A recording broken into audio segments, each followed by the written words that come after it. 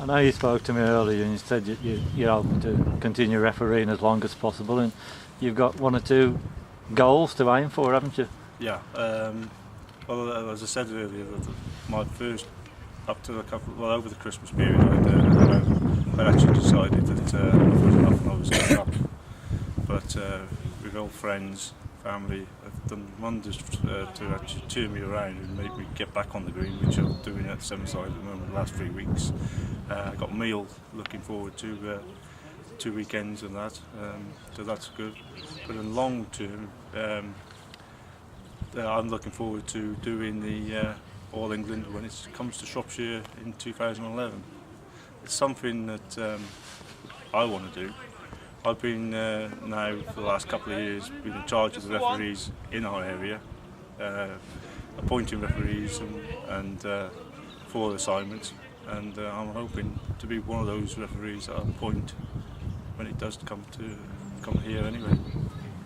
I think you were saying last time you came to Shropshire you was a referee. You refereed then, didn't you, at St George's? I was a very young referee then, and that was one of the best days I've ever had.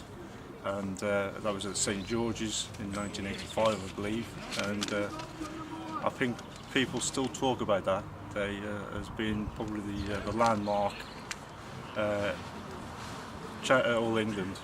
Everybody says it's something that it needs to be looked up to, and every year people try and copy it, try and do as well as St George's did, and that was one of my greatest days.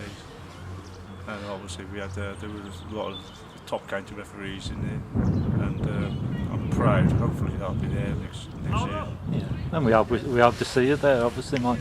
I mean, you're 50 years old. You're at a young age to contract this awful disease? Apparently it is, but when I was diagnosed, I was young for the age, but there are apparently the disease is becoming younger. People are starting to develop it at a younger age, which is why we held a charity night on Friday last week. Basically, it was to celebrate not only my birthday, which is I'm 50, but also on the same day as my daughter, who was 15. So we celebrated that, and we decided, rather than have just a party, we would support the cause for me, which will hopefully help me in the long run. And we held a party at the Codden Club in Telford. And on the night we raised over £800, and with sponsorship and other stuff we are aiming to achieve over £1,000 in that, which is excellent for just over a week's work. You put it to research. Yeah, I mean, Lynn's sitting here proudly in a Parkinson Society shirt. I was just talking to her in the clubhouse beforehand, and I gather now, Lynn, we've actually achieved that target of £1,000 this weekend, haven't you? Hopefully we have now, because we just had a donation of £100 off Simon Parsonage from his own company, sending us £100, and which will take us to £1,000. Yeah, which is tremendous, you know, in a weekend's work. Yeah. I suppose you must be delighted to celebrate your 50th birthday by doing such a good for the cause, really. I'm delighted more with my son, because he's raised half the amount on his own. Yeah, that's John, tremendous. our son, who was also a bowler. Basically, our family grew up around the bowling green. Our son, who's 19, John, who's just finished playing in the county, the junior county team, he decided to put a sponsorship up and have his legs waxed, and we all enjoyed seeing him go for the pain. But it was an amazing achievement. He's raised over £500, I think it's nearly £550 through that. So John shouldn't have been here anyway. John should have been at uni. Yeah, our John, he actually gave, when he found out I was diagnosed, he actually decided to put off going to university for a year to stand by his mum. Yeah. Well, it's tremendous that the family can stick together in such adversity.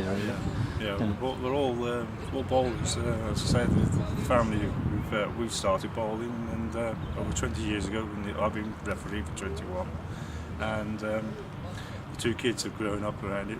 We've now got to Louise, who's just on the verge of playing for Shropshire junior team as well. She was reserved last year, and I believe they lost a few players, so there's a good chance she might be playing this year.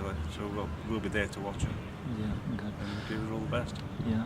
Well, I'm sure, I speak for everyone in the Crown Green world to wish you all the best, Mike. You're obviously getting tremendous support from your family and friends, and to raise £1,000 on a weekend, it just shows how good Crown Green bowlers are as well, to stick together and to support each other in these times of need, isn't it? It's amazing. Yeah. The support I've had, one of the greatest supports I've had is with Severnside. We've had these competitions over the last few weeks, and the main organiser of this competition, Barry Jennings, who's the chairman of the Shropshire County Bowling Association, and he's been tremendous. He's supported us, given me as much support as much as we wanted. Like, he's advertised it several times around the green, and he even organised sending the buckets around today to collect another £60-odd, which is another great achievement by all the bowlers. So generous. As you say, the community of bowlers do stick together, and it's been great walking around the greens, and everybody you meet so friendly. Even though last week we had the snow on the ground, it was still a friendly atmosphere.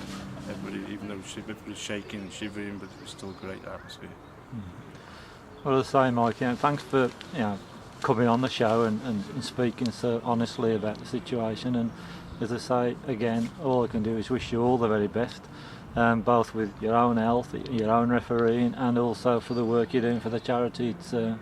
It's very honourable and much appreciated, and all the best for the future. And thank you, Lynn, as well. Thank you. Yeah, I haven't got rid of me yet. No, I hope we haven't see you on the green for a long time. You're one of the best, Mike. Thank you. Thank you very much.